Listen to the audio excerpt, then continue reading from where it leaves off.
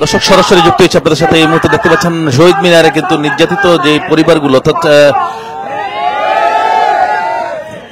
বৈষম্য বিরোধী ছাত্র আন্দোলনে যারা যোগ দিয়েছেন তারা অনেকেই নির্যাতিত হয়েছেন তাদের মধ্যে, এবং তাদের মধ্যে যারা ফিরে আসেননি তাদের বিচারের দাবিতে, তাদেরকে ফিরিয়ে আনার দাবিতে এই মুহূর্তে শহীদ মিনারে তারা অবস্থান করছেন। তাদের পরিবার অর্থাৎ বৈষম্য বিরোধী ছাত্র আন্দোলনে নির্যাতিত পরিবারগুলো শহীদ মিনারে এই মুহূর্তে অবস্থান করছেন। দর্শক দেখতে পাচ্ছেন আপনারা।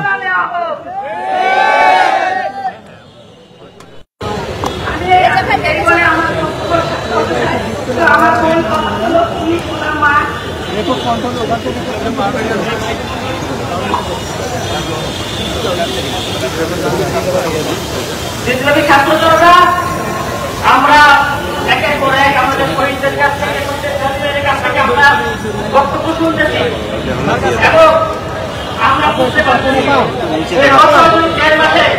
বাংলাদেশে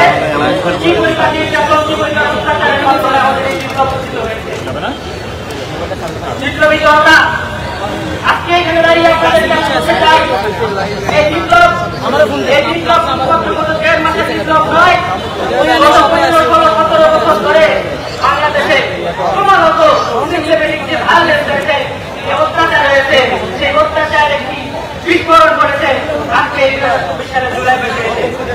এখন এই বিপ্লব সম্পর্কে আমরা কথা শুনবো, আমরা শুনবো ঢাকা বিশ্ববিদ্যালয়ের সম্মানিত শিক্ষক প্রফেসর রুবায়েত চৌধুরী স্যারের কাছ থেকে।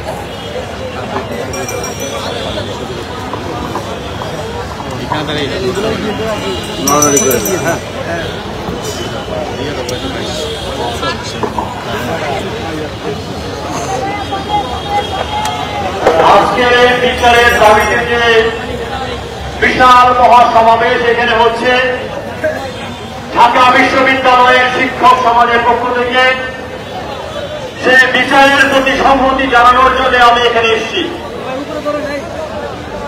আপনারা শুনলে অবাক হবেন যে 69 গণ-অভ্যুত্থানের কথা আমরা বলি, সে 69 গণ-অভ্যুত্থানের পুরো 1 বছরে মাত্র 61 জন মানুষ নিহত হয়েছিল। আর এই খুনি হাসিনা মাত্র 23 দিনে তার চেয়ে 10 গুণ বেশি মানুষকে হত্যা করেছে।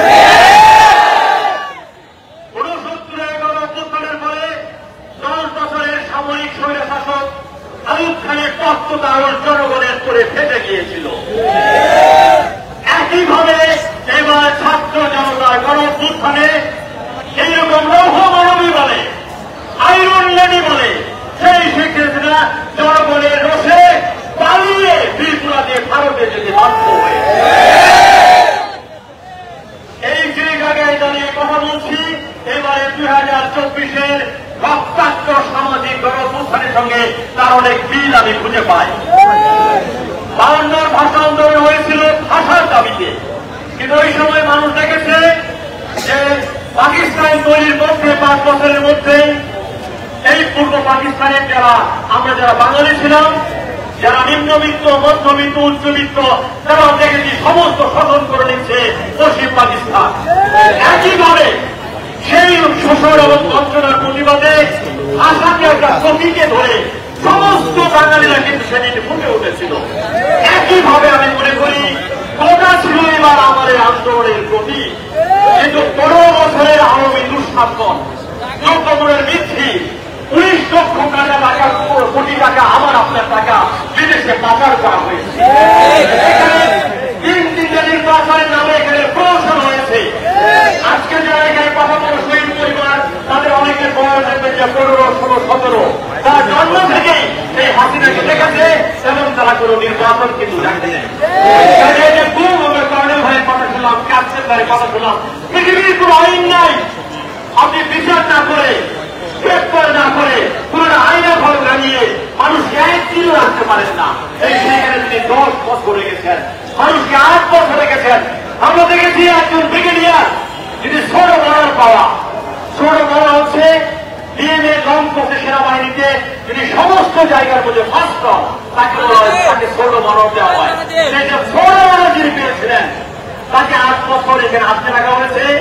একটা সিরা গামছা এবং কোরআন শরীফ পড়ে তিনি তার 8টি বছর পার করেছেন।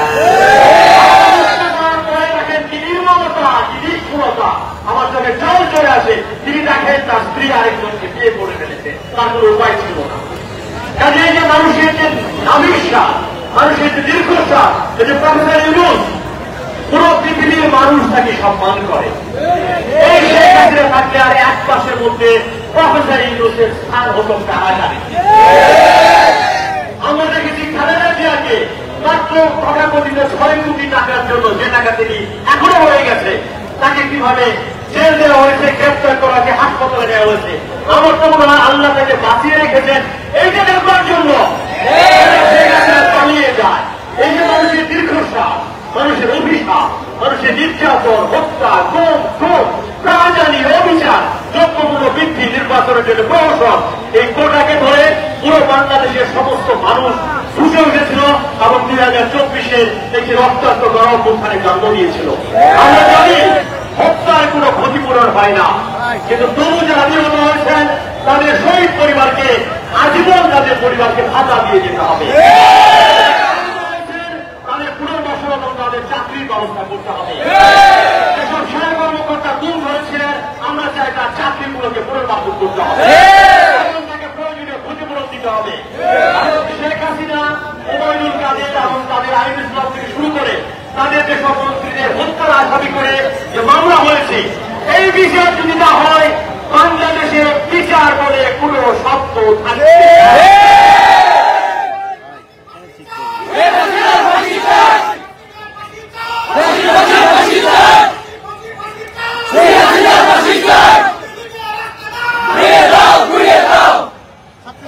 আপনারা জানেন 1917 সালে লেনিনের নেতৃত্বে যে রুশ বিপ্লব হয়েছিল এবং তার প্রধান প্রতিপক্ষ ছিল একটা রাজতন্ত্র, তাকে বলা হয় নিকোলাস জার, এবং সেই নিকোলাস জারকে বিপ্লবের পরে যেন প্রতি বিপ্লবটা হয় আপনারা দেখেছেন। এই বিপ্লব অভ্যুত্থানকে ঠেকানোর জন্য বিভিন্নভাবে কিন্তু চক্রান্ত করা হচ্ছে এবং লেনিনের নেতৃত্বে সেই জার পরিবারকে সবাইকে হত্যা করা হয়েছিল সেই প্রতি বিপ্লবকে ঠেকানোর জন্য। চারদিকে প্রতি বিপ্লব হচ্ছে, সেই প্রতি বিপ্লবকে ঠেকানোর জন্য আপনারা যারা ছাত্র জনতা, সোচ্চার জনতা, সারাক্ষণ আপনাদেরকে অতন্ত্র প্রহরীর ভূমিকা রাখতে হবে, তাহলে বিপ্লব হাতছাড়া হয়ে যাবে। আমাদের 71 বিপ্লব হাতছাড়া হয়ে গেছে, 90 গণঅভ্যুত্থান হাতছাড়া হয়েছে। এবারে 2024-এর ছাত্র জনতা রক্তাক্ত শহীদদের রক্তের বিনিময়ে গণঅভ্যুত্থান, এইটাকে আমরা কোন অবস্থায় হাত ছাড়া হতে দিতে পারি না। সেই কারণে আপনি সাংবাদিক হিসেবে, আপনি ছাত্র হিসেবে, আপনি জনতা হিসেবে, শহীদ পরিবার হিসেবে, আইনজীবী, চিকিৎসক, কবি, ভবঘুরে যে যার জায়গা থেকে আমাদের সারাক্ষণ জাগ্রত থাকতে হবে। এই বিচার বাংলার মাটিতে নিশ্চিত করেই ছাড়ব আমরা।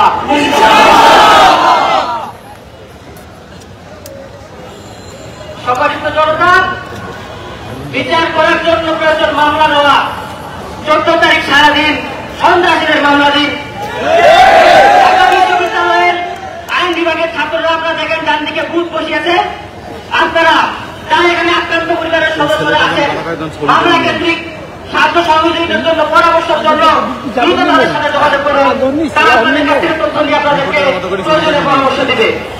এবার যে আমি কথা বলার জন্য অনুরোধ করবো আমাদের ঢাকা বিশ্ববিদ্যালয়ের আরেকজন শিক্ষক, যিনি আন্দোলনের শুরু থেকে আমাদের সাথে ছিলেন, সাইফুদ্দিন আহমেদ স্যারকে। বিসমিল্লাহির রহমানির রহিম। আমি প্রথমেই এই আন্দোলন সংগ্রামে যে সমস্ত শহীদ হয়েছেন ভাইয়েরা, বোনেরা, যারা আহত হয়েছেন তাদের প্রতি আমি মানবাধিকার সংগঠন হিউম্যান রাইটস সোসাইটির পক্ষ থেকে সংহতি প্রকাশ করছি। আমরা আপনাদের কাছে অত্যন্ত কৃতজ্ঞ। আপনাদের রক্ত এবং ত্যাগের বিনিময়ে আমরা একটি লৌহ মানবী সৈন্য শাসকের পতন ঘটাতে পেরেছি। আপনাদের কাছে জাতি চির কৃতজ্ঞ এবং ঋণী হয়ে থাকবে। কিন্তু এই পতন শেষ কথা নয়, এদের আমরা উপযুক্ত এবং দৃষ্টান্তমূলক শাস্তি চাই। আমি বর্তমান সরকারের কাছে অনুরোধ করছি, এদের যাতে দ্রুত এবং দৃষ্টান্তমূলক শাস্তি হয় তার আশু ব্যবস্থা গ্রহণ করুন। আমি স্বরাষ্ট্রমন্ত্রী মহোদয়ের কাছে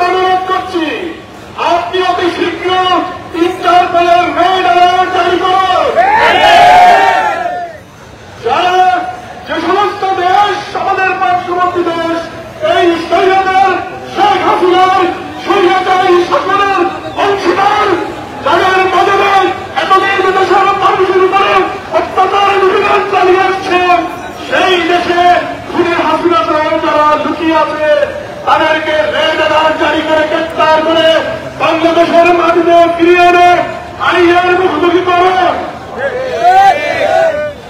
পৃথিবীর বিভিন্ন দেশে তাদের উচ্ছিষ্ট ভাগীরা যে সম্পদের পাহাড় গড়ে তুলেছে সেই সম্পদ ফিরিয়ে আনে এদেশের জনতার মাঝে ফিরিয়ে দেন। এদেশের ছাত্র শিক্ষক এদেশের কৃষক মেহনতি মানুষ আর্থিক কষ্টের মধ্যে আছে বাংলাদেশকে যে ঋণের বোঝার মধ্যে ফেলে দিয়ে স্বৈরাচারী হাসিনা এবং তার উচ্ছিষ্ট ভাগীরা পালিয়ে গেছে তাদের সম্পদ ফিরিয়ে এনে এদেশের অর্থনীতিকে পুনর্গঠিত করো। আবার আর বেশি কিছু বলার